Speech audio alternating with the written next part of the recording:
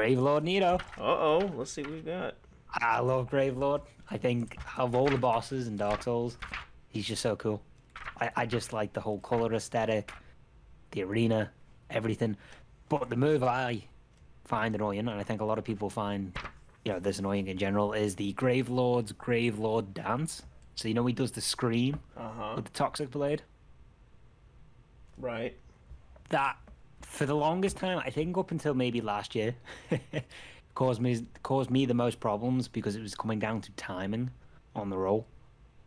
Mm-hmm. Yeah, especially at the beginning of the fight where you had to drop down and take damage.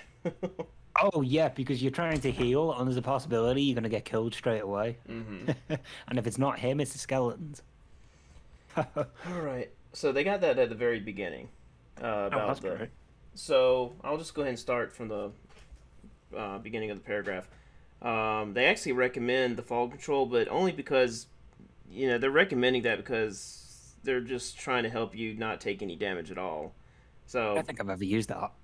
fall control. Okay, so the drop you are required to take to begin this fight will cost you around 60% of your health, unless you can cast the fall control spell beforehand to prevent non-fatal fall damage. For this reason, make absolutely sure. Wait, they spelled sure like share, share.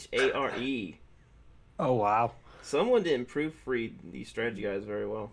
The QC was not there. Make absolutely sure that you are at full or at least high health before taking the plunge. Rather than immediately heal after sustaining the damage from the fall, be prepared to avoid Nito's Gravelord Great Dance attack that he'll sometimes use after you land. This move will cause a giant Gravelord sword to jut out of the ground beneath you. Your positioning and the darkness occluding the area.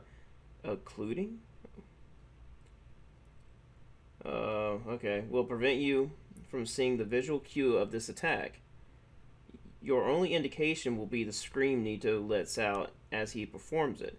So use this to time your roll. After this, make sure to heal straight away if you need to, because a group of skeleton swordsmen will rush in to attack you.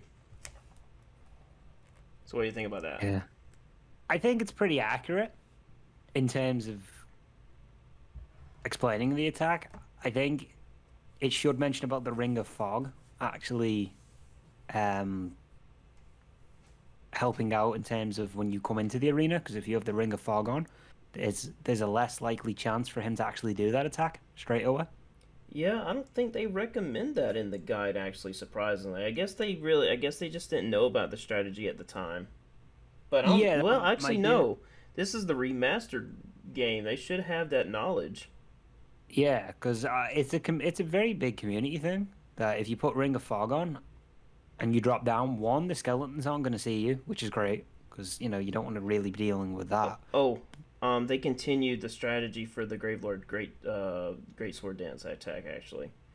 Okay. Later on, they say Nito can still use his Gravelord Great Sword dance attack, which should be dodged as soon as he stabs towards the floor.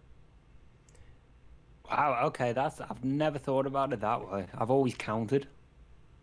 Yeah, that's I've always looked out for his stab into the ground myself because I can't rely on the scream for timing. Yeah, I don't really get to see the stab because I tend to play a sorcerer, so I've done the pew pew and Okay. next. But Um, the attack still trips me up. you cannot officially do a no roll with this boss. You have to use a different method instead of running away from the attack. You cannot outrun this attack. That's interesting. This is where I first saw this method, and I saw it again in Elden Ring with what's that really alien-looking boss? The one looks like Mr. DNA from Jurassic Park. Oh yeah. Is it Estelle? There's Estelle, and then there is. Oh, is it the one that you're thinking of where you meet on Rani's quest line? Right, yeah, that little beady gumball looking boss. Yeah, it reminds me of those water ball things that you get them into tiny, you put them in a glass, and when you put water in, they expand. It's like a toy. That's what it reminds me of. I can't remember the name, but yeah, it's Estelle, and then there's two others. and I can't remember what their names are. But in order for people that want to do a no roll challenge to avoid this attack, they actually got to use jump attacks. Oh wow, okay. Yeah, so I'm like, whenever I first saw that, I'm like, you know what? I'm not fully interested in no roll attacks after seeing that because I don't know if you can't outrun an attack, I'm like, what's really the point if you gotta press another button?